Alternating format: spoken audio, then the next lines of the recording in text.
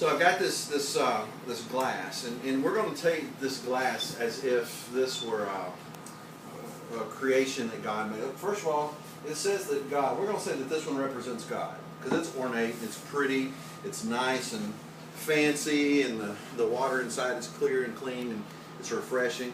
And God says, you know, I'm all alone. I don't have anybody that I can share myself with. I'm alone. So the Bible says in the book of Genesis, right at the very beginning of the Bible, you can go there and read it, that He created man, and He created man in His own image. Kind of like him, but still a little different, right? Kind of like him, but still a little different. And whenever He created man, it was a pretty cool thing, because man and him were able to share. And they were able to share back and forth. And it says in the Bible that they walked in the cool of the night, and they were able to share. So God poured Himself, it says He breathed into man the breath of life, and they were able to share. A really cool illustration of how God wanted to share with man. He wanted to have fellowship with man. It was important to Him. But then something happened. What was it? Come on, you're smart. What happened? Sin. Sin, right?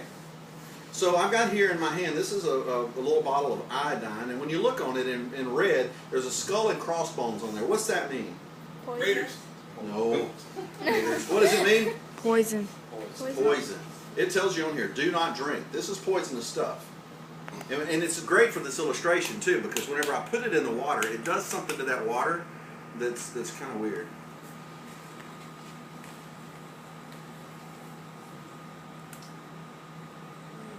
Now it does two things. One, you can see from where you are. But the other thing that it does, you can't see. And if I were to pass it around, you would notice it really quick. It smells really bad.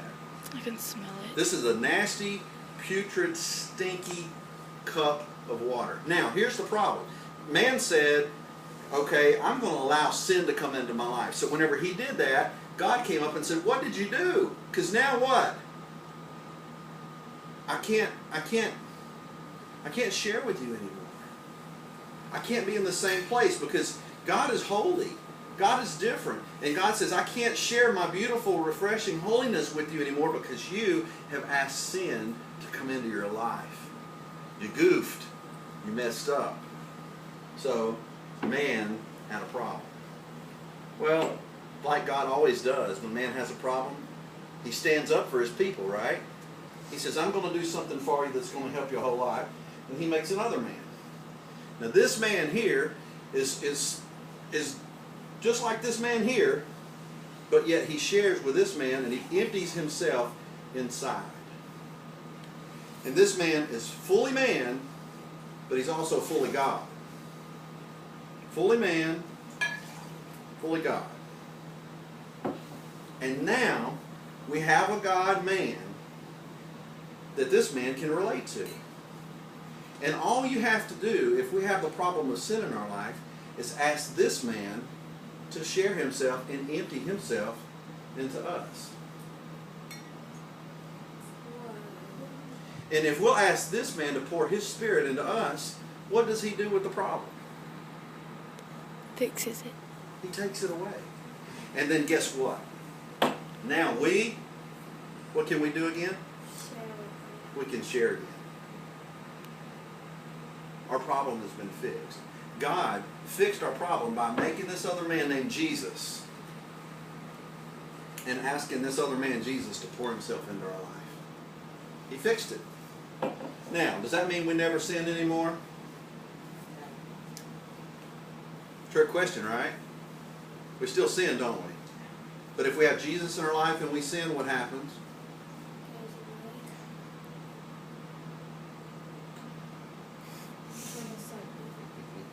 Isn't that awesome? See, and that's where I want to leave it with you tonight. If you, in your life, this is old stinky, nasty stuff. If you in your life have never asked Jesus to come into your life and to be a part of who you are, then I want to encourage you to do that. Because you're not a loser.